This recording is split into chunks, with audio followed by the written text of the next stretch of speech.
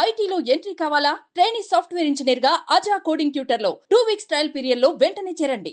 పేదరికం వెక్కిరించింది, దురదృష్టం వెంటాడింది. కానీ కలల ముందు లక్ష్యం కరగలేదు, ఆత్మవిశ్వాసం చెక్కు చెదరలేదు. శ్రమనే ఆయుధంగా చేసి విజయం సాధించాడు. కష్టాన్ని పంటి కింద భరిస్తూనే కూలి పనులు చేస్తూ కన్న కలలకు దగ్గరయ్యాడు. ఇటుకలు మోసి నీట్ ర్యాంక్ సాధించిన ఓ విద్యార్థి స్ఫూర్తిగాథ మీకోసం.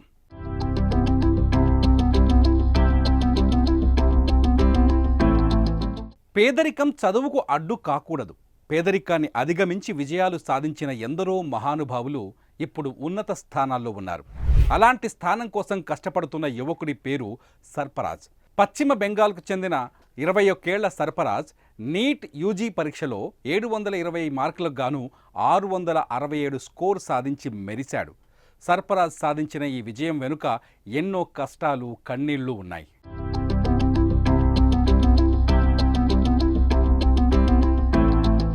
అందరి విద్యార్థుల్లా సర్ఫరాజ్ ఏసీ గదుల్లో చదవలేదు. లక్షల్లో ఫీజులు చెల్లించి కోచింగ్ సెంటర్లకు వెళ్ళలేదు. ఇటకలు మోసి కూలి పనులు చేసుకుంటూ యూట్యూబ్ సాయంతో నీట్ ఫలితాల్లో విజయాన్ని అందుకున్నాడు. సర్ఫరాజ్ది నిరుపేద కుటుంబం. గవర్నమెంట్ ఇచ్చిన ఇల్లే అతని ఆస్తి, తల్లిదండ్రులే అతని బలం.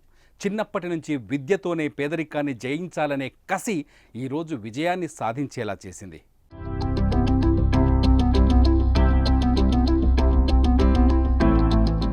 చిన్న వయసులోనే పెద్ద కలలను కనేవాడు. ఎన్డీఏలో చేరాలనే అతని మొదటి కల 10వ తరగతిలో ప్రారంభమైంది. కానీ ఆర్థిక కష్టాలు వెంటాడాయి.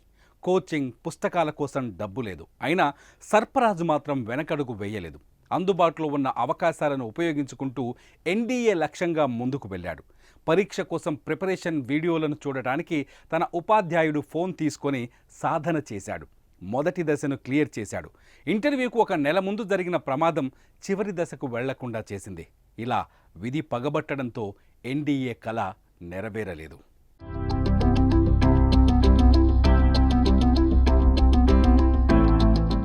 ఇంటర్లో చేరి డాక్టర్ అవ్వాలనే లక్ష్యాన్ని ఎంచుకున్నాడు సర్ఫరాజ్. కానీ మళ్ళీ అవే ఆర్థిక కష్టాలు, కన్నీళ్లు, ఇబ్బందులు. ఎన్ని సమస్యలు వచ్చినా పంతం వీడలేదు. నీట్ పరీక్షకు కూడా యూట్యూబ్ ద్వారానే ప్రిపేర్ అయ్యాడు.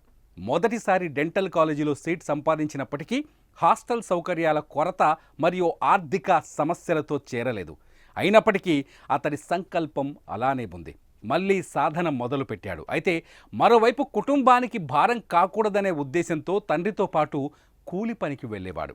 రోజుకు సుమారు 200 ఇటుకలను మోసేవాడు.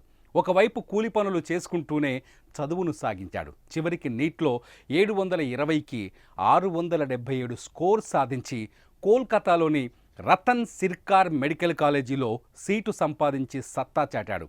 తను డాక్టర్ కావాలనే లక్ష్యానికి ముందడుగు వేశాడు.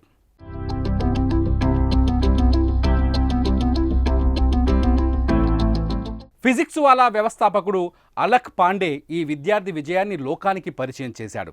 అతని ఇంటర్వ్యూలో తన గాథను చెప్పుకున్నాడు సర్ఫరాజ్. ఏదేమైనా కృషి, పట్టుదల ఉంటే ఏదైనా సాధించవచ్చని ఏనాడో మహానుభావులు చెప్పారు. విధి రాతను మార్చుకొని తన రాతను తానే రాసుకొని అనుకున్నది సాధించి కన్న కలలను సాకారం చేసుకునేందుకు ఒక్కో మెట్టు ఎదుగుతున్న సర్ఫరాజ్కు congratulations and all the best.